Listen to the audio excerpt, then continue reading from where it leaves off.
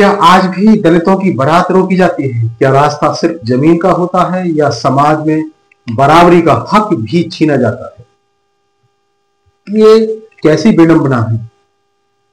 दोस्तों नमस्कार, मैं सुबोध कुमार। आज की बड़ी और दुखद खबर उत्तर प्रदेश के अमरोहा जिले से है, जहां 2 जून को थाना गजरौला क्षेत्र के रहदरा गांव में जाटव समुदाय की 2 बेटियों की शादी में वो हुआ जिसने एक बार फिर जातिवादी मानसिकता की असलियत उजागर कर दी है।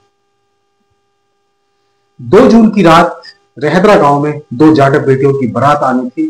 पूरे गांव में शादी का उत्सव था, लेकिन जैसे ही बारात गांव में दाखिल होने लगी, रास्ते को लेकर यादव समुदाय के कुछ लोगों ने विवाद खड़ा कर दिया। सिर्फ रास्ते को लेकर। क्या रास्ता बहाना था, लेकिन हकीकत जातीय अहंकार। बारात को रोक दिया गया, गाली गलौच, मारपीट और झड़प शुरू हो गई। क्या सिर्फ रास्ता था या कुछ और था बहाना? क्या था पूरा मामला? स्थानीय सूत्रों के अनुसार यह कोई पहला मौका नहीं था। यादव समुदाय के दबंग अक्सर गांव में जाटव समुदाय को नीचा दिखाने की कोशिश करते रहे हैं। बारात का रास्ता बीच गांव में होकर गुजरता था। यादवों को यह मंजूर नहीं था कि दलित समाज की बारात उसी रास्ते से निकले जहां से उनके खुद को बाराती चलते हैं। पुलिस की भूमिका और निष्क्रियता। सूचना मिलते ही गजरौला थाना पुलिस मौके पर पहुंची। पुलिस ने मौके पर मौजूद लोगों को शांत करने की भी कोशिश की, मामले को रफा दफा करने की कोशिश की, लेकिन जब तक पुलिस आई तब तक काफी कुछ बिगड़ चुका था। आखिर पुलिस समय पर क्यों नहीं आती? मारपीट भी हो चुकी थी, महिलाओं और बच्चों में दहशत फैल चुकी थी।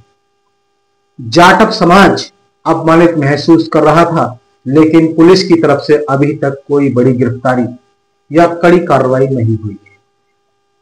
इस मामले को लेकर भीम आर्मी ने भी चेतावनी दे दी है। घटना के बाद भीम आर्मी और आजाद समाज पार्टी की तरफ से बड़ा बयान सामने आया है, बड़ी चेतावनी दी गई है। भीम आर्मी के जिला अध्यक्ष ने कहा कि यदि दोषियों पर सख्त कार्रवाई नहीं हुई तो गांव में धरना होगा, एक बड़ा आंदोलन होगा और जरूरत पड़ी तो दिल्ली तक आवाज उठेगी। इसका जिम्मेदार स्वयं प्रशासन होगा। ये भीम आर्मी के कार्यकर्ताओं ने कहा। भीम आर्मी ने प्रशासन को 48 घंटे का अल्टीमेटम दिया था। दलितों के साथ बारात रोकना ये एक पुरानी परंपरा है। आपको बता दें, ये कोई नई घटना नहीं है। पिछले कुछ वर्षों में कई जगहों पर दलित बारातों को घोड़ी चढ़ने से रोका गया, मंदिर में प्रवेश करने से रोका गया, ढोल नगाड़ा बजाने पर हमला किया गया। क्या ये लोकतंत्र है? क्या संविधान सिर्फ किताबों तक सीमित रह गया है? हिंदू राष्ट्र की बात करते हैं, लेकिन दलितों को मंदिर में प्रवेश करने से रोका जाता है। महिलाओं का दर्द।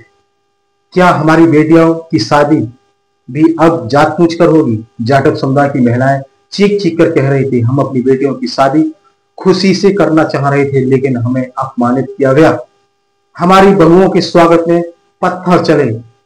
प्रशासन पर सवाल, आखिर क्यों चुप हैं वहां के डीएम? कोई कार्रवाई क्यों नहीं करते डीएम और एसएसपी?